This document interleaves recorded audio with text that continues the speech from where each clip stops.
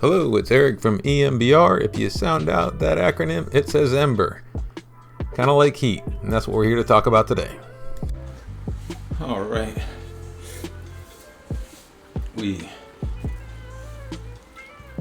Celebratory.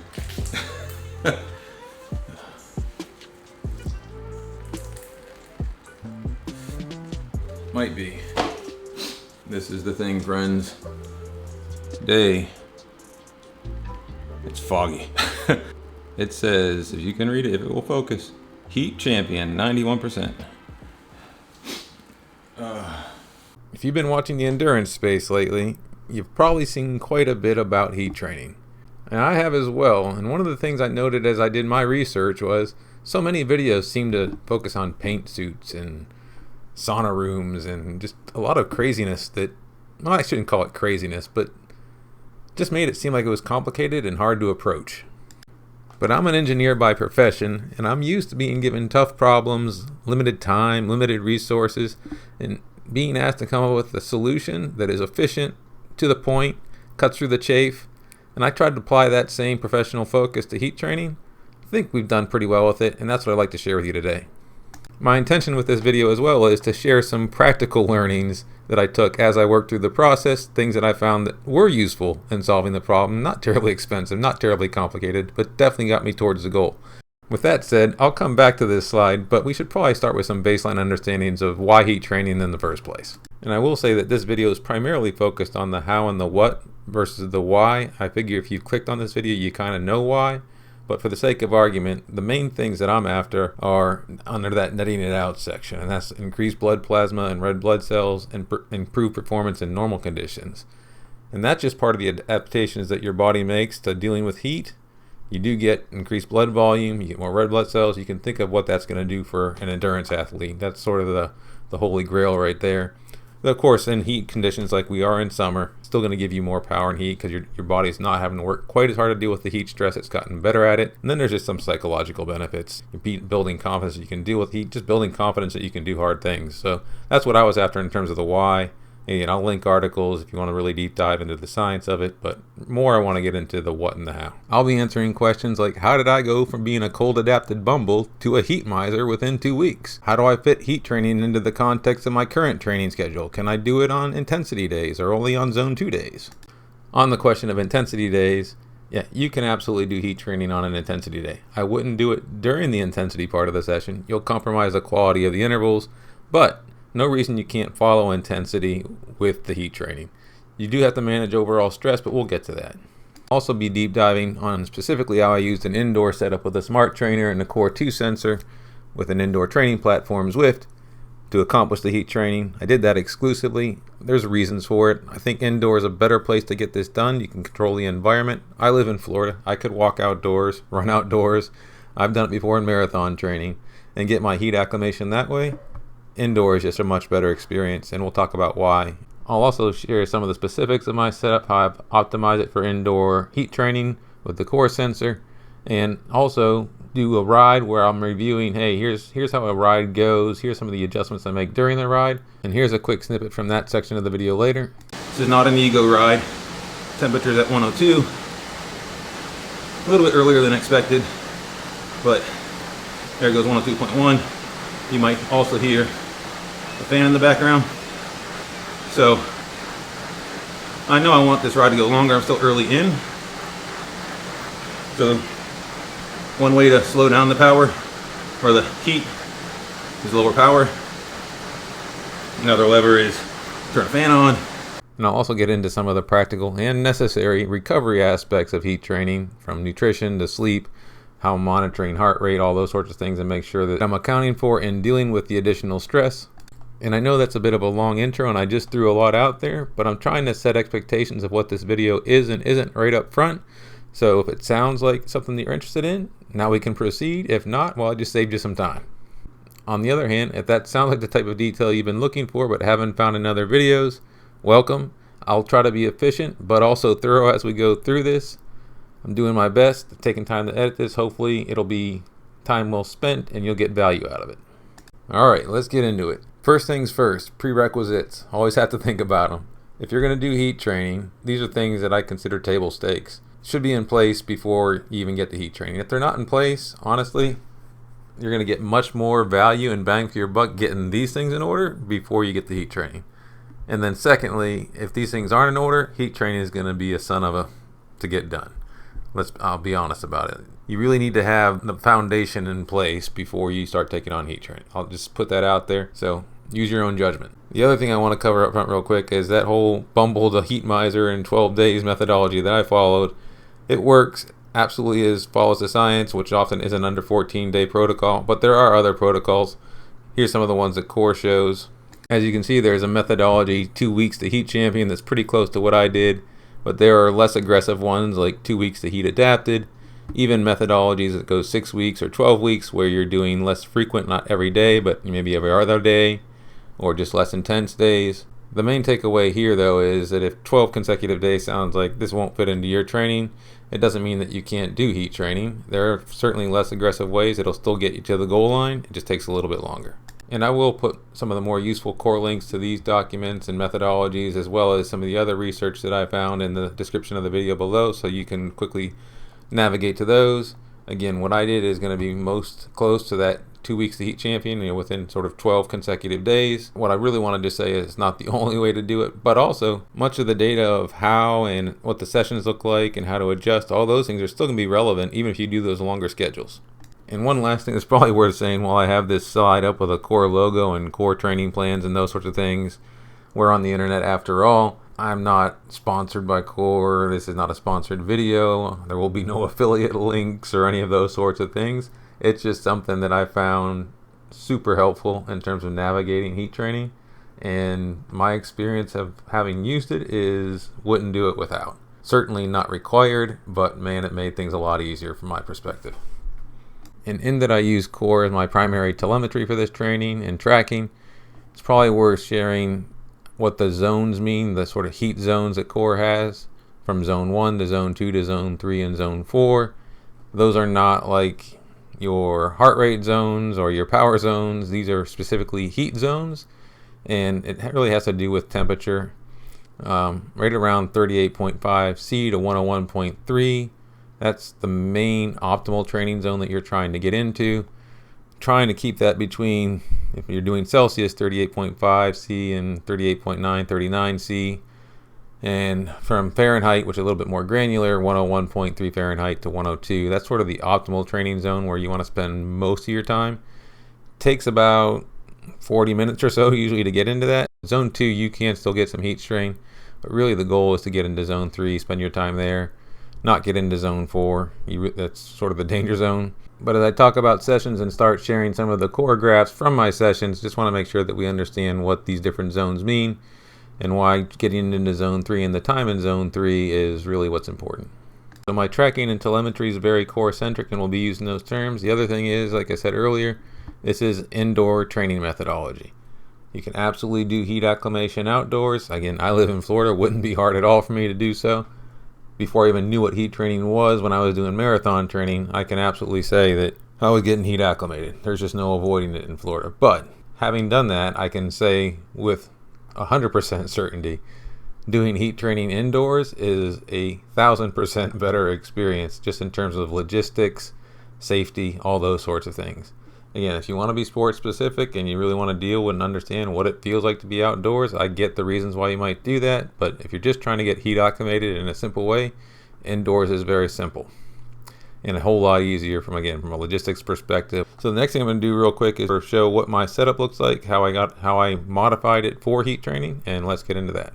And we'll finally reveal why that cat litter mat should be on your heat training bingo card.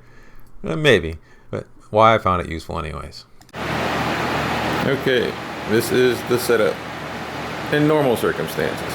You might hear the whirring of fans, and that's because I've got one fan down there, vortex, another tornado fan here blowing at the top, both those blowing to my front, and then another fan blowing from the back. And that fan was making a lot of noise in the mic, but I'm just trying to show that the temperature with all those fans on and the AC on in the room is 75 degrees Fahrenheit or 24 degrees Celsius. Pretty cool. And humidity only 49%. It's how we would normally ride. But heat training We turn that fan off. And more wind noise, but we turn that fan off. You turn that fan off. It's quieter now. But trust me, it will get hotter. The other thing we do is have the core app in front of me on a tablet, plus the Zwift app, which is what we're using to ride. We'll show that a bit, but you can basically watch. Sensor's not connected at the moment. I will connect it, but you'll able to watch heat strain, core body temp, skin temp, heart rate, etc. while we're riding. Oh, one last thing. Below is the mat, which sits underneath the bike, and again, we'll show that a little bit more afterwards in terms of how much water will or sweat will accumulate. But before that, I had just a mat before I started heat training. That was an addition. Fits perfectly beneath the bike, catches everything, and stops it from going off the mat onto the wood floor. And to give you a sense of what I'm talking about, here's what that mat looks like after a ride. Without that mat, and especially without the lip that's on it, water would be all over the floor, would not be contained at all. So, invaluable. And yeah, sponge in a bucket, you're going to want to not just let that sit there, otherwise you'll probably have some issues, but definitely helps. Now, it's possible that a paint suit may contain all the sweat within the suit and not let it get to the floor. I'm not sure if it's 100% effective or not, but I will say this. I'd rather clean the mat real quick than have to buy multiple paint suits or clean the inside of a paint suit multiple times. I don't know, choose your poison, but for me the mat's been invaluable. And to help you track fluid loss, scale to weigh yourself before and after, not a bad thing. And then I'll show these before, but basically long sleeve shirt, long pants, and this I didn't, or this is another thing worth saying. This is just what I've been using, but ultralight, very thin, moisture wicking socks. Your feet will appreciate it because they're gonna be wet. Found these when I was running a lot, even more valuable in running, but for heat training and cycling, worth the extra money, and they last forever. I've got pairs that have lasted years, but they're worth having. And while I pan the camera around here, let me just re-stress that point. Wear thin socks no matter what. Thick socks will be like sponges on your feet. Core sensor and heart rate monitor. So it makes all this work in the background. Headband doesn't suck. Got one of those in the back of the bike for when the sweat starts coming into the eyes. That's it. Again, we'll get into a little bit more on the ride, but that is the general setup. The main modification I made was buying the mat and turning the fans off. Not much more complicated than that. And I do want to touch on that last point again about just turning the fans off and putting on some long sleeve lycra and long pants was all that was necessary.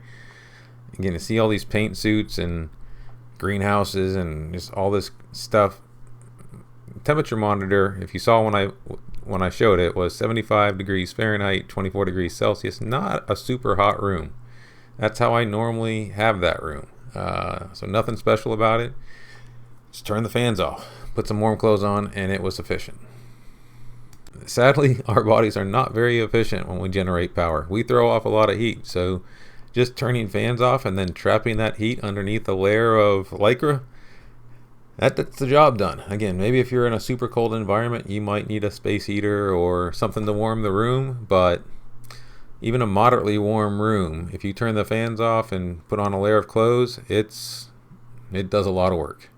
Most of the protocols I've read said it would take about 40 to 45 minutes to get the temperature. That was the time I was getting the temperature, and if anything, I would get maybe too hot before the session was done. So heat was not an issue, let's just put it that way. That pretty much covers the setup and the modifications I made. But one last thing, you saw the mat underneath the bike. That's because a lot of sweat happens during these sessions. And so let me say something about hydration as well. Almost ready to go. One last thing to note, bring lots of fluid. 500 mil, 500 mil, 500 mil, 750 mil with ice, and an insulated bottle for the end. But a little over 2 liters. I'm going for about 2 hours. So, and the only thing to say is I don't. Normally there'd be ice in these. There's not ice in those. So, but definitely drinking just not cold water to make sure I'm staying. And then at the end, I've got ice in that one, just if towards the end I do want to cool off or what have you. But so, like some of the other things I said in the video and then came back and touched on again to re-stress, hydration, absolutely. Don't think that you can't drink on the bike because your core temp will go down. Your core temp will be fine. What won't be fine is if you don't drink and you dehydrate. That's a bad scene. So I was doing a little over a liter per hour on the bike. Often more than that, quite frankly, and feeling thirsty. Even with that being said, weighing myself before and after, and there'd be cases where I was down more than 1.5 kilograms, 2 kilograms, even after drinking a liter per hour on the bike. So think about that for a second. And just as a note, like after we're off the bike, it's not done. Still more drinking. About 1.5x the fluid lost on the bike, and again, roughly 1 kilogram of weight lost is roughly 1 liter of fluid. So if you're down 2 kilograms after riding, then go ahead and drink 3 kilograms throughout the day at least, or 3 liters throughout the day at least, to try and rehydrate. And let me state, beyond just the danger of dehydration and those sorts of things, one of the main benefits of heat training is the body overcompensates and you get more blood plasma and more hemoglobin, and that's one of the main benefits of what we're getting after. And if you don't have enough fluid, you're not taking enough hydration, you're not going to get that benefit. So not only you put yourself in danger, but you're missing out on one of the main benefits. So absolutely take care of hydration. It's critical. I'd even weigh myself the next morning just to see if my weight was going up or down, and I did gain over 1 kilogram during this process from the other 12 days that I did it. So you shouldn't be losing weight. If anything, you should be gaining weight just to the extra blood plasma. So Ultima, it was my electrolyte. You absolutely want electrolytes in the fluid you're drinking because you're going to be losing a ton of those. So get a good electrolyte in those on bike bottles and off bike fluid that you drink. I did mine without calories because I'll get my calories from better ways, but however you want to do it, just make sure you're hydrating. And then above and beyond that, I was getting additional magnesium, iron, sodium. Just stay on top of electrolytes and fluid. That's the takeaway. Got to do it. And one last thing on hydration, it's probably another reason I think doing this indoors is a lot more convenient. Just don't have to lug so many bottles out around, like especially if you were doing this running or what have you. It's just a lot to carry. I guess you could do a hydration pack or something to that effect, but much easier for me to do this indoors, and then I could even stop, refill real quickly, get right back on the bike, continue. Indoors definitely made this a much easier experience. So hopefully that helped in understanding why I chose indoors, and then also some of the modifications that are helpful to making an indoor environment more conducive for heat training, as well as just some of the hydration safety and those sorts of things. Speaking of safety, one last thing I'll say about core that I haven't really touched on yet is the tracking and telemetry on that during ride was invaluable. Not just for, hey, to look at it after the fact and get the metrics and how you're progressing, but the during the ride portion of that, knowing where your core temperature is. And I'll cover that when I do some of the in-ride sections. But at some point, hot is hot. And whether you're too hot or just hot enough, it's really hard to tell the difference between 38.5 C and 39 C or 101.3 Fahrenheit and 102 Fahrenheit just using your senses. They both just feel hot. And for that matter, 39.5 C or something where you're starting to get into overheating. I guess you figure it out when your eyes start going blurry, but just having some early indications from the core sensor telemetry, I found that invaluable. And we'll go into how I was using that during ride to just be safe as well as to keep the ride within tolerances. But yeah, core sensor was invaluable on that front. All right, so that takes care of some of the why indoors, why core, and just the logistics of setting up the environment so that we're ready for heat training. Next bit is there's more than one protocol. We could do it in 2 weeks, we could do it in 6 weeks, we could do it in 12 weeks, you can do some variation in 8 weeks. There's all manners that you can get this done. Why did I choose to do it within 2 weeks? I don't have any target race that's coming up in the immediate future. Uh, if we're honest, I didn't think I was going to do it in 2 weeks. I thought doing that many consecutive days before I started it was going to be too much. But it's one of those things that as we got into it, I realized we're managing fatigue quite well, just doing the things I'm doing. And I did another day consecutive, and then another day consecutive, and then another day consecutive. And I realized I'm able to fit this in both to my intensity days and my zone 2 days without really that much stress. And I'll get into how I did that here in a second, but that's why I ended up doing it consecutive. If it had been messing with my current training schedule or interrupting the flow of the things that I'm doing, if you notice on the top right there, I'm trying to get the 5 watts per kg over age 50. I'm 54 now. That's a separate topic, which I don't want to go too deep in right now, but let's just say I have other training goals and I've got structure that I'm following. If this had been interrupting that too much, I would have done a less aggressive version of it. It just, as it turned out, the methodology that I was using was working. It wasn't causing that much more stress or fatigue, and I'll show some proof points of that as we go. But that's why we ended up doing this in 12 days. And I suspect many of you have your own structure and training goals that you're trying to follow, and you'll need to fit heat training into it as well. So let me go over some of my thought process on that and how we fit it in, and that's what's up next. I think this is probably the third time I've shown this Bumble the Heat Miser schedule. I promise you there's more depth to it than this, but it does show you a good general overview of how I did this. And these are the actual dates where Sunday, the June 15th, I was not heat acclimated. I hadn't done session 1. Monday was my first day, and zone 1 to 2 dedicated, and I'll show you what these sessions look like a little more in depth here in a second. Tuesday would normally be an intensity day for me. And it's like, well, I'm not going to heat train during the intensity, but wonder if I can do it after the intensity session. Would that work? We'll show you how that looked. Wednesday's normally zone 2, but a little bit harder zone 2, more like right at the ceiling, trying to push my ceiling up. Can I fit a heat training day into that? Another intensity day, just sort of the repeat of the week. And can I fit heat onto those days without interrupting how those normally look? That was the question. Now we're going to get into what that looked like in practice. Okay, this is week 1 of the training. This is a little deeper than the cartoon Bumble Heat Miser slide, to say the least. But while it seems busy, it'll be fairly easy to parse here in a second. On the far left, this is intervals ICU, by the way, is where I track most of my training. But if you look on the far left, I did roughly 11 hours during this week. That's a little less volume than I would normally do. I'm often between, say, 12 and 14 hours. But I reduced the volume because heat training does add extra stress. It doesn't show here per se, but it does add extra stress. So let's say that, reduced volume. And if those volume numbers sound high, let me just say that you're probably not going to accomplish heat training in less than 2 weeks unless you're doing these sorts of volumes. Each heat training session is going to take probably about at least an hour and 15, probably an hour and 30 minutes. So if you're going to fit 12 of them in 2 weeks, you're going to be doing some volume. So just start there. Then, how do I fit it into a week? Mondays for me are usually a zone 1, zone 2 sort of recovery day from the work I did on the weekend. I usually do quite a bit of work on the weekend. We'll get to that in a second, but figured to be fairly easy to fit heat into that day, but I'm going to be adding stress to what is a little bit of a recovery day. And so how am I going to deal with that? I will say though that easy zone 1, zone 2 day, that was the one that required the least modification for me to make work.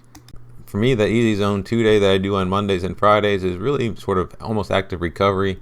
I just get on the bike, spin for about an hour, maybe an hour and a half, just depends on how much fatigue I feel I'm carrying. Usually in the middle of zone 2, for me that's around 220, 230 watts. And my heart rate will usually stay very much at the bottom of zone 2 heart rate. So to turn that into a heat training session, I didn't really need to do much. Basically turning the fans off, putting on the extra layers. That was a modification, but in terms of how I rode the session, I did it the same way as normal. Now, that low zone 2 power, well, that started to push my heart rate above zone 2 heart rate. So that's going to happen. But from a muscular perspective, I rode that much the same way I'd always ride it through probably the first 30, 40 minutes. And then on the back half of it, I actually had to drop power a little bit to keep temperature where it'd be secure and safe. So from a muscular perspective, that zone 1, zone 2 ride, it was probably less stress than it normally would be. From a heart rate or central nervous system or just general fatigue sense, that heat stress, you can see if you look at the bottom of the heart rate, that's zone 3 heart rate for a lot of the ride, just dealing with heat stress. So more heat stress, less muscular stress. I also cut the ride down to 60 minutes versus 90 minutes on this first one, just to sort of see if I could manage fatigue that way and still keep it somewhat of a recovery day.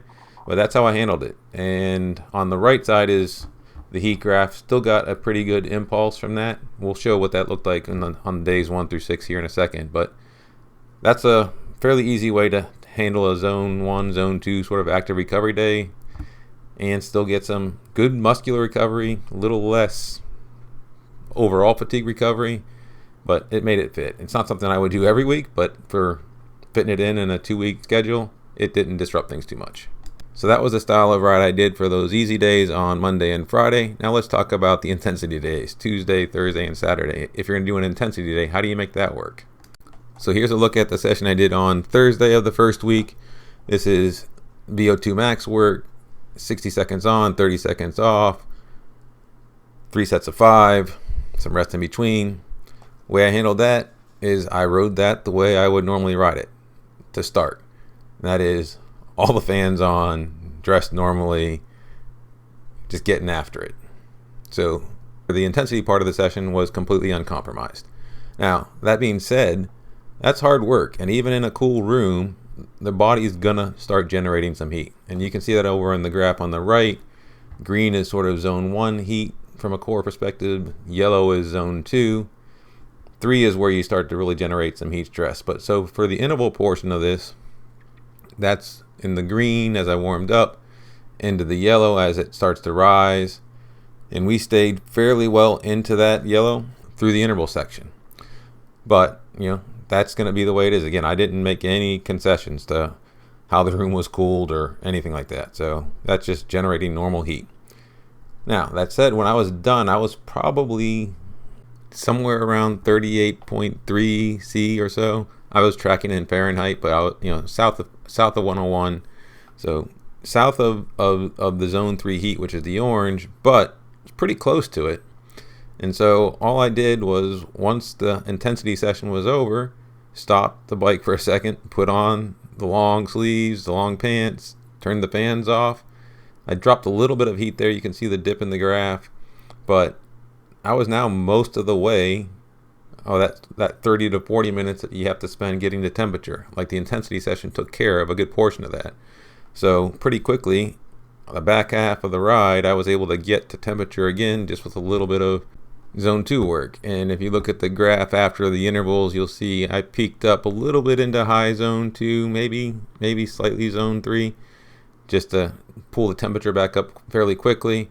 And then I settled down into mid zone 2, low zone 2 as the temperature got really up, so I could just keep it where it needed to be. You'll find as you're doing these sessions that as the heat gets near the top of at zone 3, where you're 39 C or 102 Fahrenheit or so, you're not going to be able to keep the same power. So much like that easy zone 2 heat training session, the very back half of this ride ended up being very low power from a muscular perspective.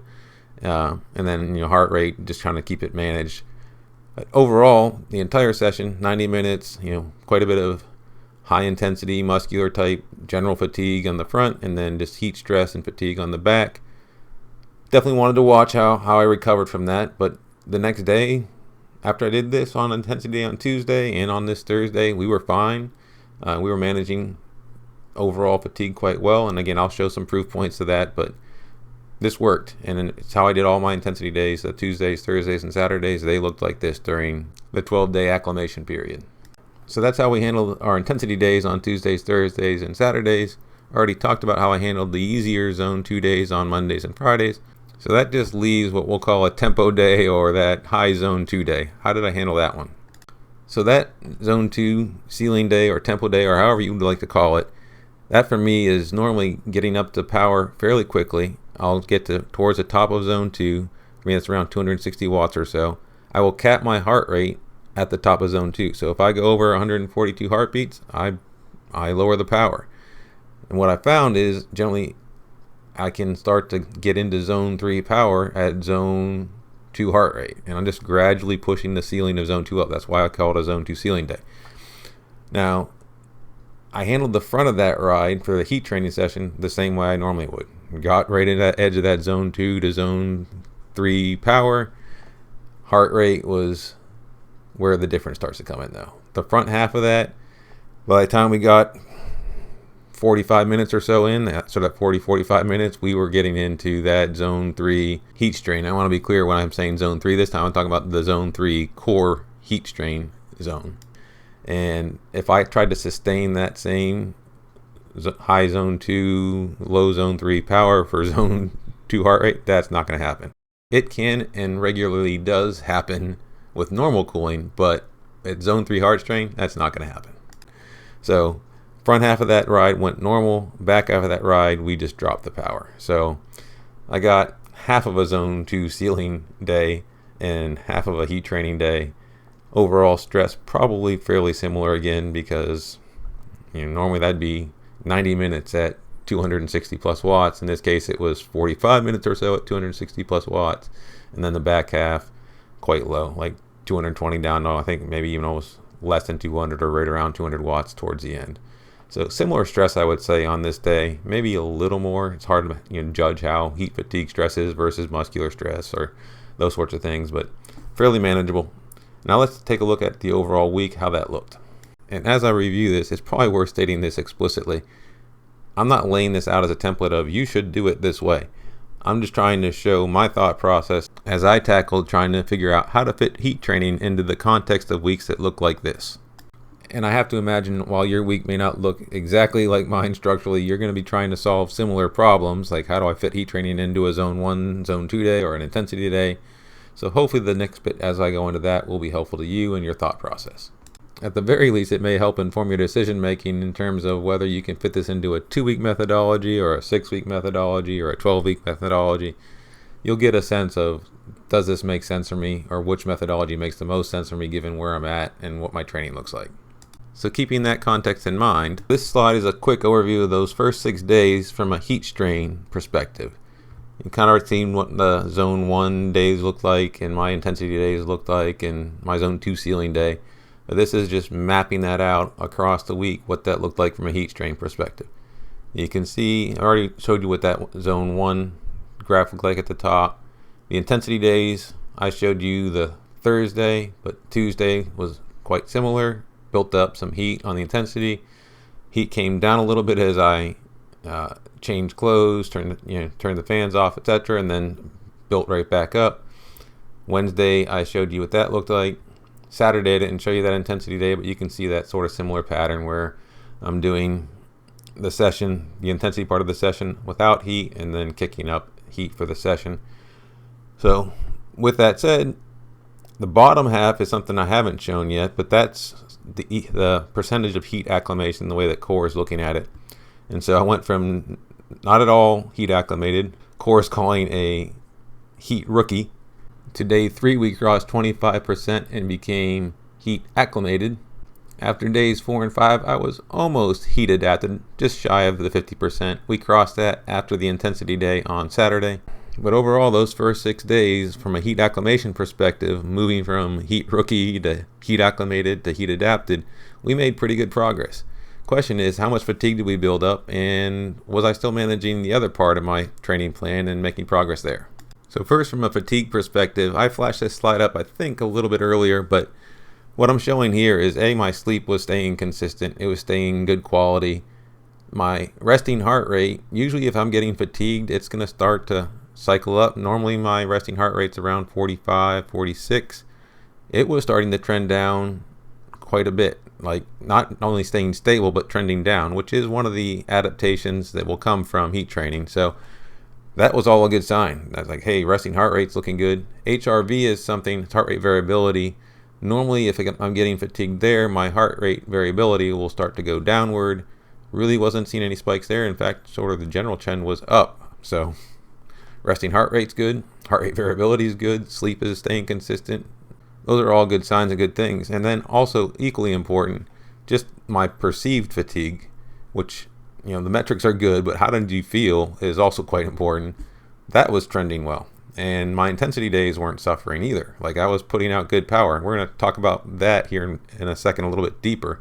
But that's why these signs and just the way intensity sessions were going, that's why I ended up doing 12 days consistent when I didn't originally think that's what I was going to do. And your mileage may vary. If your resting heart rate's going up, your heart rate variability is going crazy, you're feeling a lot of fatigue, then maybe adjust and punt. I would have said, okay, I'm going to take some rest days on the heat training.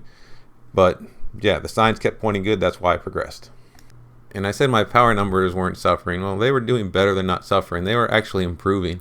This was Saturday. I had already had this on the schedule. Planned to do a 20-minute max effort. Was trying to go towards my other goal. Again, trying to push towards 5 watts per kg.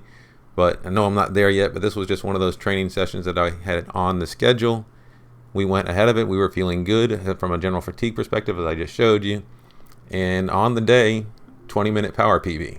348 watts, 4 point, numbers don't matter. But for me, those were a 20-minute power PB, a new FTP, day 6, right in the middle of heat training.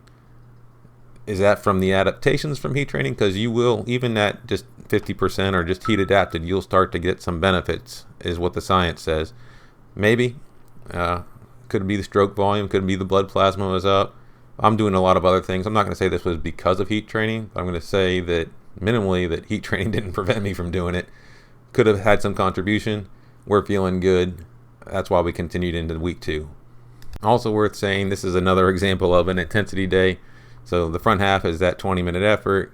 Temperature had gotten up fairly well. So I did a little bit of, settling down, recovering from the effort, then got long sleeves on, long pants on, turned the fans off, and we did heat training on the back half of this. Fairly heavy intensity day, and heat stress day, but again, we're responding well, so we kept it going. Also, it has occurred to me, at some point I slipped into the royal we. I don't know when I did it, but I'll go cross-eyed trying to go find all the examples of where I said we instead of I, and we're not going to do that. But pronouns aside, we or I had week 2 to go through. And I'm not going to go to the same depth on week 2 as I did week 1. It's much the same structure as week 1, and I solved the problems in much the same way. I share it for completeness and then also to show that what I did for the intensity days didn't matter. In some cases, there was like a Zwift race, there was some intervals. The key point about the interval days or the intensity days is that front half, I do normal, non-compromised. Back half, I would do zone 2 heat. Like I did with week 1, here's the second week, day 6 to 12. From a heat strain perspective, the graphs look very similar. They should seem familiar. The dedicated days look a certain way. The intensity days have that, shallow front end and then the high heat strain back end. The bottom half showing the cumulative heat adaptation. Those jumps in week 2 are a little bit smaller per session. Something like 6% and 4% versus in week 1 you saw some jumps maybe even north of 10%. I think that's just how heat adaptation works. You're going to get a stronger impulse to begin, and then as you become more adapted, the incremental gain becomes a little bit harder to obtain. But still, by day 12 we had crossed heat champion, and again that sort of follows the science in terms of how long it should take. So this is the way core is captioning it, from heat champion or whatever. For me, it just means, hey, we've got the full heat adaptation. Now we're going to move into maintenance mode. And I showed this slide at the end of week 1, but just worth restating. Week 2, resting heart rate continued to trend downwards, 43 beats per minute, 44 beats per minute, down from my normal 45 or 46. Heart rate variability, you can see on the right hand of the graph in the top, was trending upwards still. So all that was good. What about performance though? I showed what that looked like at the end of week 1. What's fatigue looking like from a performance perspective at the end of week 2? So this is the Saturday, this is day 13 after the 12 days of heat training. And I will say this before we dive into this graph. During the week, the race that I did, I won the race. My other interval days were maintaining quality. I will say though, by day 12 of heat, I was starting to feel a little bit jagged. Again, the metrics, the heart rate variability, the resting heart rate, all that was still showing positive, but just my perceived fatigue, I was starting to feel it. Got some good rest though, got some good calories in Saturday morning, carved up, did all the things that I would normally do to prep, and then I went after a 10-minute PB. I was trying to improve on my 10-minute PB, didn't quite get there, but we did match my 10-minute PB, so there's something to be said for that. Again, at the very least, even being somewhat fatigued from heat training, I'm still keeping quality. So glad to be done with it. I will say that. We'll see as we progress into the following week where I get into more of a maintenance mode, if I start to get some of the benefits and how that feels. But from days 1 through 12, you get to the end of it, and on day 13, after 12 days of consecutive heat training, you're still able to do this. I'd say it was manageable. Again, your mileage may vary. You may need to do things a bit more spread out, but I guess take this as one data point that if you have your nutrition in lock, your sleep schedule on lock, your consistency of training, if those are all well structured and well maintained, doing it within 2 weeks is something that's doable, and it can be done without really that much detriment to the other structured training you're doing. You have to make some concessions, but hopefully this was informative, maybe helps your thought process as you try to figure out how you're going to fit it in. And that was the whole reason I went through the 12 days, wasn't that you should do it this way, this is the only way to do it, this is the best way. That's not it at all.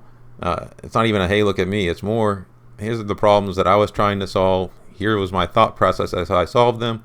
Here are the metrics that I was looking at to inform my decision making on, do I go another consecutive day or do I take a break? Hopefully me talking through those helps you as you think about how you're going to fit heat training into your schedule and how you fit it into your training.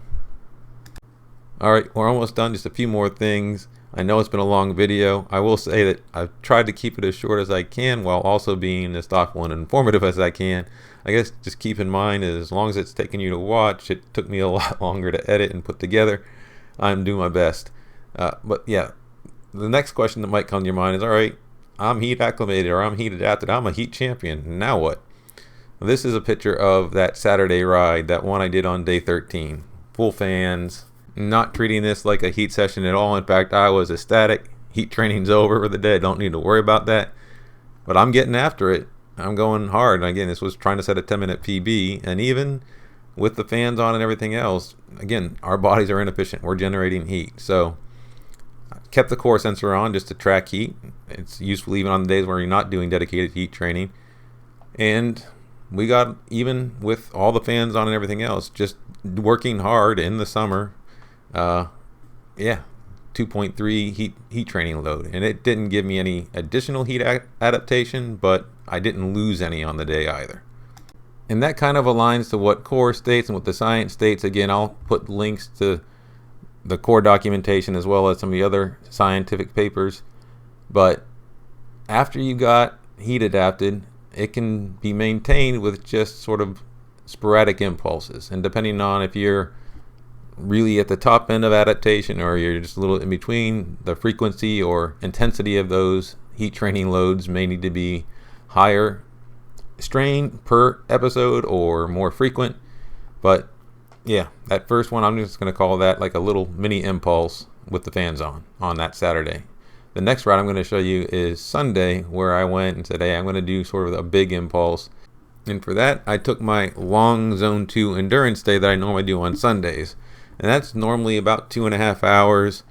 Zone 2 work, sometimes near the ceiling, sometimes in the middle, but it's usually a pretty long day. So for that, I mentioned at the beginning of this video, I'm an engineer and like to do analysis and data collection and then make educated decisions. Sometimes you just gotta take a swag at it. That's a sophisticated, wild ass guess. And that's what this was. So I'm not saying this is the perfect way of doing the maintenance ride, but I learned from this, and I'll explain that as well. But what I did here is I started that zone 2 long endurance ride with the fans off, in long sleeves, long pants. This is a reverse of that intensity day strategy where I started with the fans on, did a bunch of intensity, and then turned the fans off and did heat at the back half. Here I kind of knew psychologically, if I tried to back half, fans off, heat, stress, and strain at the second half of a endurance ride, there's just no way. Like, that's the type of workout your coach puts in front of you and you murder the man. And the judge goes, yeah, there's mitigating circumstances. So, wasn't going to do that to myself. When you're your own coach, self-preservation can dictate the structure of a workout.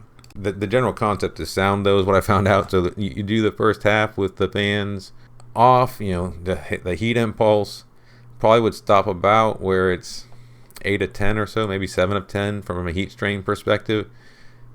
Turn the fans off, refill your bottles, take a little break, and then that second half of the ride was actually quite pleasant, because now it's like, man, that hard part's over.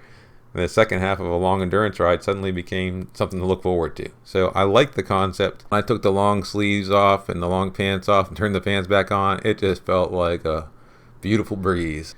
Worked pretty well. Got a 10 of 10 intensity day. Actually upped my heat adaptation from 92 to 95%. And so now I'm taking probably the next 2, 3, 4 days off of heat training. Then we'll do some mini impulses or what have you. And maybe once a week do this ride. That's the thought process. Worked fairly well. But again, the maintenance part of this is the part I have the least experience with. So we'll iterate on it more than likely, and we'll make some changes. About a month from now, I'll do an update to this video where I talk about how I've done maintenance for heat training or heat adaptation. I'm sure there'll be some learnings as I progress through the month, and I'll share those. But that pretty well sums up how the initial 12 days of heat adaptation went, and how I'm thinking about maintenance going forward. The last thing I'm going to do in this video, that's the last slide, we're into the demo section. I'm just going to share a little bit of a ride, what that looked like in Zwift with the metrics up and how I was responding during that ride. It's actually the long zone 2 endurance ride that I just talked about. I promise you, I'm not going to share the whole ride. I'm just going to do a little strategic editing on, hey, here's what the metrics look like. Here's what I was thinking about. Here's some of the adjustments I made during the ride, those sorts of things. So if you find that useful, that's the last part of the video. Alright, we are starting the session. I'll show you what that looks like. I'll show you what I'm seeing. Just a game, of course, but then got metrics in front of me. Zone 2 ceiling to start, but even it's a zone 2 ride. First thing in the morning, I usually try to warm the body up a little bit, so first 5 minutes or so, lower zone 2. I suspect the end somewhere around 40 to 45 minutes will be at temperature using this method. And that's at the key zone 3 heat. Will be generating heat strain before that time, but we'll be in the main zone by then. And this is Sunday, so it's a longer ride, but if this were another zone 2 day, ceiling night type work, it would start the same way. I would just go a little bit shorter duration. So do 6 minutes right around 200. I am going to teleport to a faster pace partner. And we're going to start picking up the pace here into more zone 2 ceiling, closer to 250, 260 watts. We're going to do that until we get up to temperature, and probably a little bit after. When I'm not recording, we'll be playing music. What we're going to do now, I'll check back as we get closer to temperature. Alright. A little more than 15 minutes in. 18 now. Been cruising along more at high zone 2. Temperature just hit 100. Definitely already sweating pretty well. That will start. It will continue. As we start to get to 101.3 or 101, I'll check in again, just so you get a sense of duration and time involved at sort of a high zone 2 power, at least how it went for me. Alright, this is a real quick check-in at 100.5, 25 minutes in. You can see, probably on the high res, definitely getting hotter. This is part of why I like this method though. Still zone 2, but does get me the temperature slightly faster. And then on the back half, I get some ceiling work in, so that's great. more goodness on zone 2 ceiling. Push that a little bit. And then once I get to temp, we'll get to that, but I will shut down the watts a little bit for a while and then gradually as we go even further. Alright, we're not at 101 yet, almost, but 30-minute check-in. If you're someone who's forgetful about fluids, remember, we need to keep taking them in. Don't worry about it cooling you off. So, every 15, take some fluids in. If you forget, you can do it at different intervals, but if you're forgetful, use 15-minute mark as a reminder.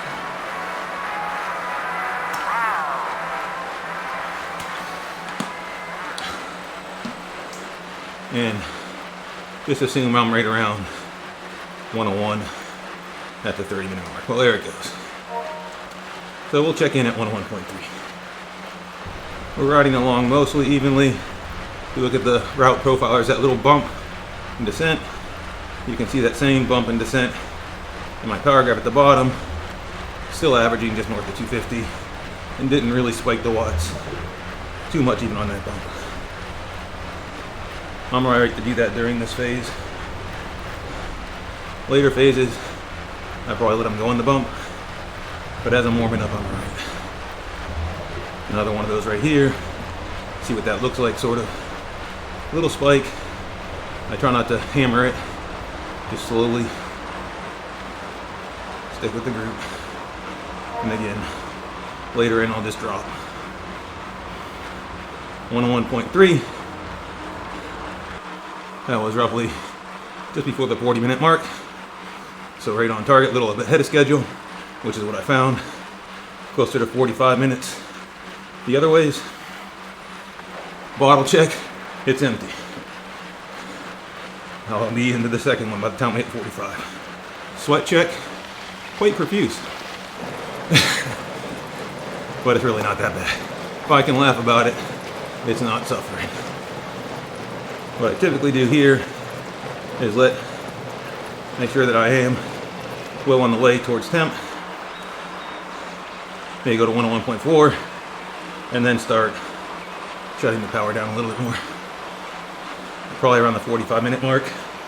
That'll be a good impulse of zone 2 ceiling. I will have got myself up to temperature, and then we just settle in for an uncomfortable, comfortable zone 2 ride. Alright, coming up on the 45-minute zone, you can see temperature once it gets there. That amount of load and work is going to keep it rising too much. So, this is the part of the ride where we back it down a little bit. You can just ride solo, lose the pace partner, or another thing I can do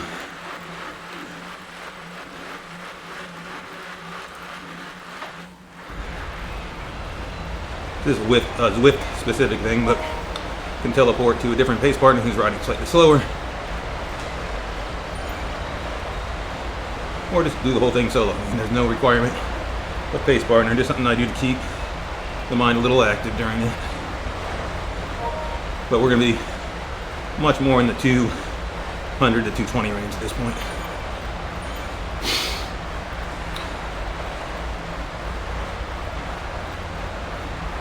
Also, broken heat training load right now, 2.5. That raises pretty slow while you're getting to temp.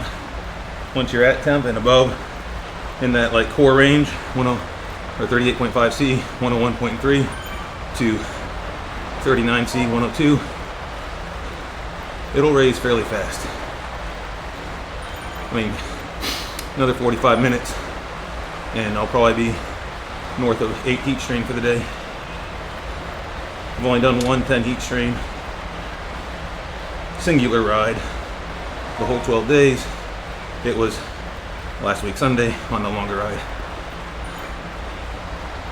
I will probably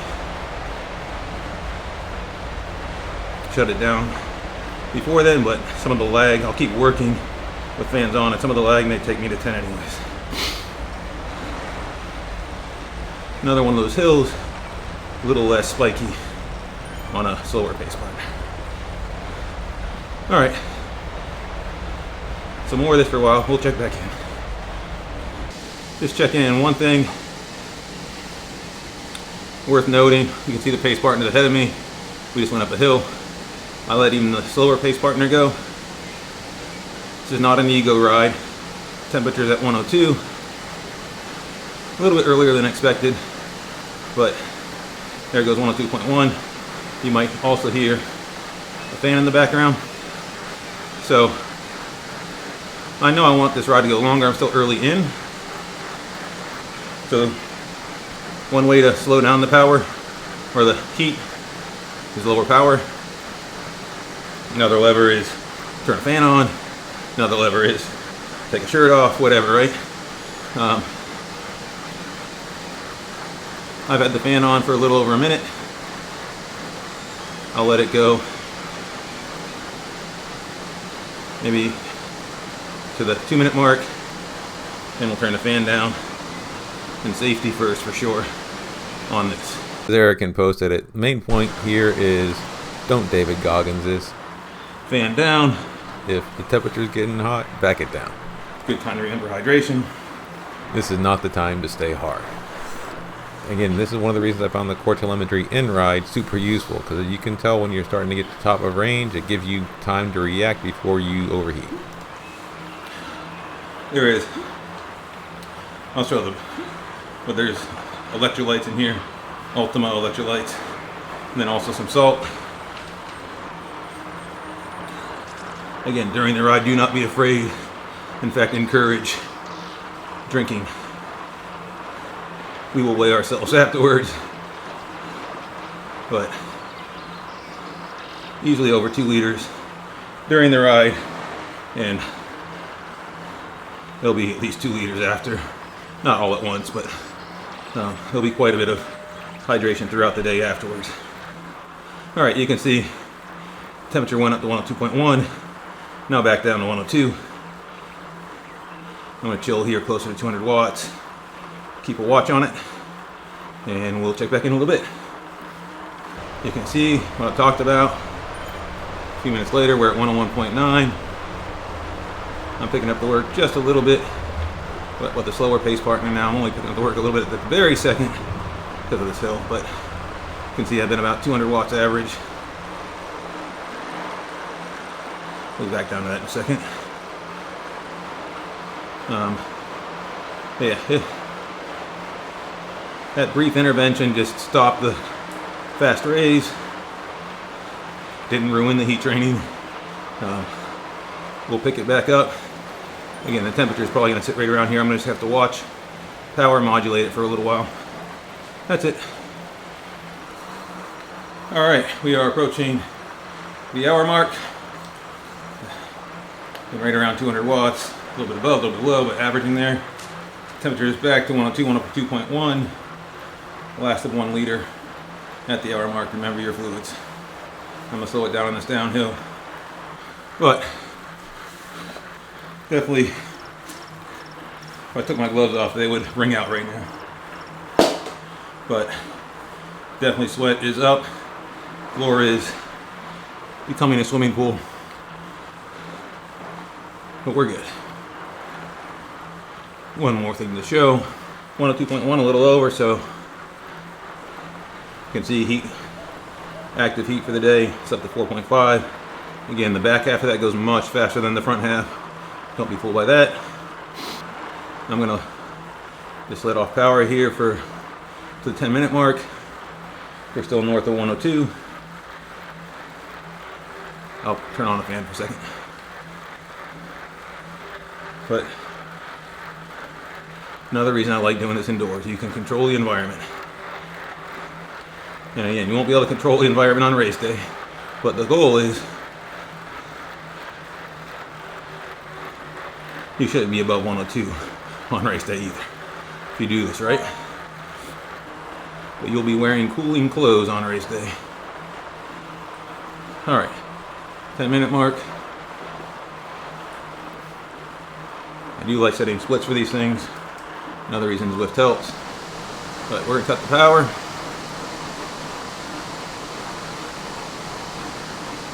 Turn on the fan again for a little bit, and we'll check back in a second. All right, we're approaching 1 hour 15.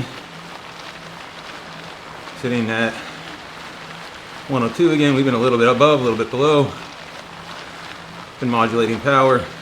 Saw a little fan trick I did, but another 15 minutes to go. Just settling in around 200 watts.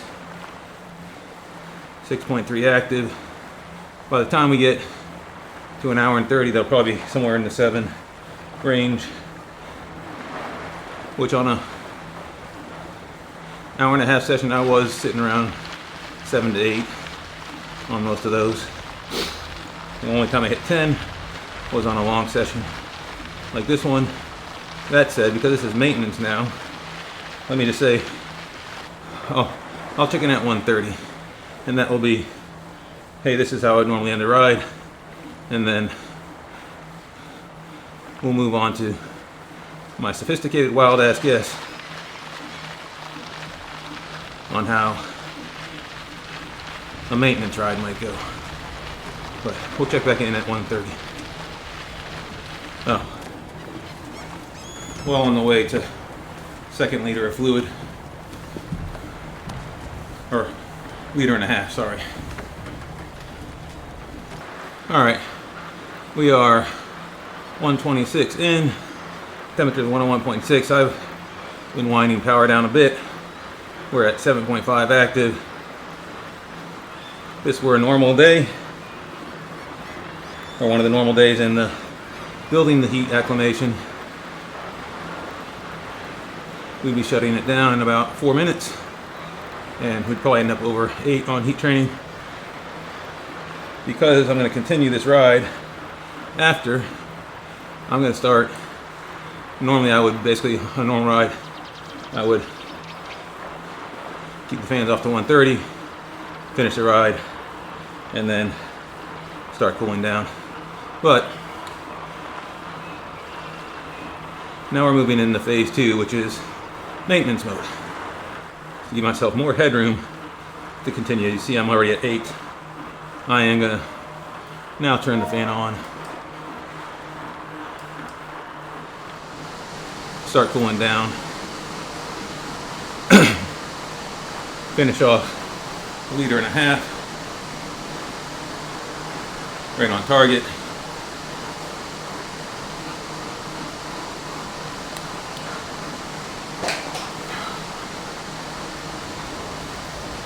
I want a general sense of, there's a lot of that, and we'll show the floor mat afterwards, but it'll be thoroughly soaked and have a pool of water underneath your feet at this point, and that's okay. But so my guess, so that would be again how a normal zone 2 ceiling into low zone 2 90-minute session would look like. About 45-50 minutes of that spent in the optimal zone, the rest ramping up to it, and now we cool down. And again, this ride will probably, after the cool down, be close to 9 if I were to just stop right now. But what we're going to do is not stop the ride, but we're going to be testing my maintenance mode theory, which is long day Sunday, first half heat, second half cool down, turn all the fans on, refill the bottles, grab some calories, do the second half of the ride.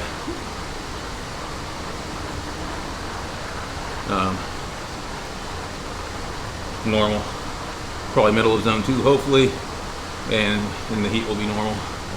But let me just show you with the 56 kilometers here. Alright, so that being said,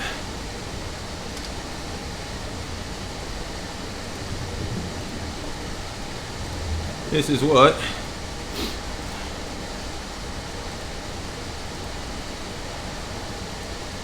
that looked like. You see the first half up to the 40 minute mark or so was when we were 250, 260 watts, zone 2 ceiling type work. Fairly even again, there's some hills and stuff like that, so, but just getting up the temperature. Then we gradually shut it down, modulated power. These little spikes were just me spinning on a hill, but that's what. And now again, we just be cooling down, turning the fans on, cleaning up the mess, getting ready for shower, etc., on the other days. And if we look at, for sake of argument, so you can see this, temperature's gone up because my body's generating heat, making this whole area hotter and more humid. 63% now, 78.4 Celsius, 25.8.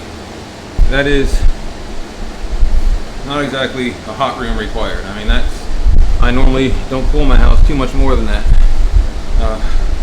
77, 78 degrees. Where you live, maybe it's different, but electricity is expensive. Anyways, we are gonna get back to normal cycling clothes.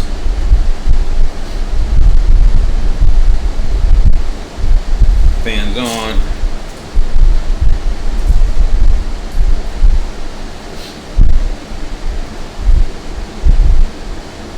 Take on a little bit of calories here. All right, we're back. Temperature's at 100.8, 100.6 now. Took just long enough. Close down, fans on. Refill the bottles, grab some calories. And we look, again, if that had been a normal day, we'd be almost at a 10 training load. Shut it down, bang bang. As it is, I'm going to now continue with fans on and just finish out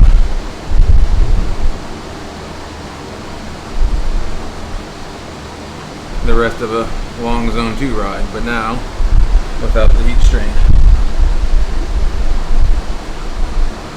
And with the fans on, we should now, at zone 2 power, stay below 101.3.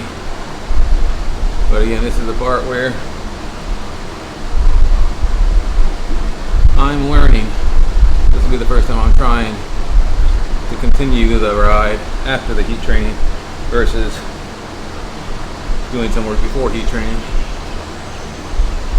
I think it'll work, but we'll check back in. Temperature is still coming down now with the fans on. So I think we're going to be good, but we will check back in as we progress. Alright, 99.3, coming up on 2 hours, 40 minutes. Still at 100.9, high 130s heart rate, averaging 220, thereabouts.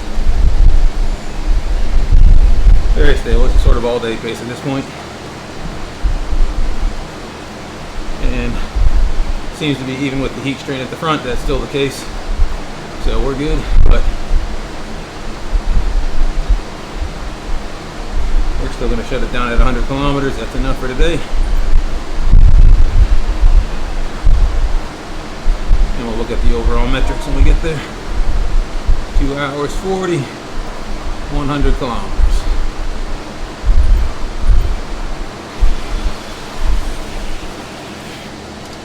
This bottle is empty except for ice, so 2.75 liters,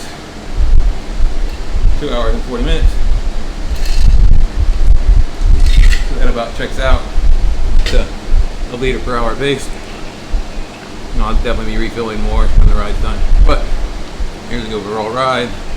Again, front half getting the temp, then another 45 heat training, shut it down for a second, turn all the fans on. And then did this back half at zone 2, about 220 watts average for another hour and 10. 100 kilometers, looks like 128 stress points, a little over 2,000 kilojoules. And then from this perspective, temperature just hit 101, but right at a 10 heat impulse. So that felt doable. And again, the back that felt great because got rid of the heat stress.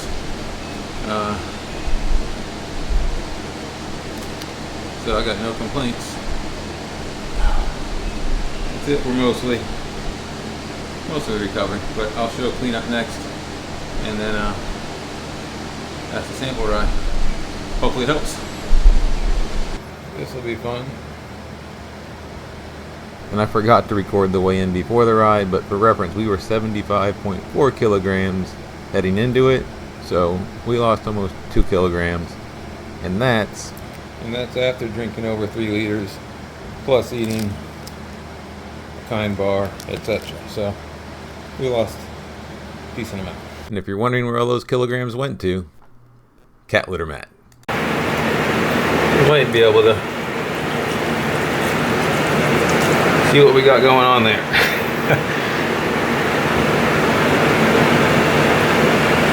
But just the perspective.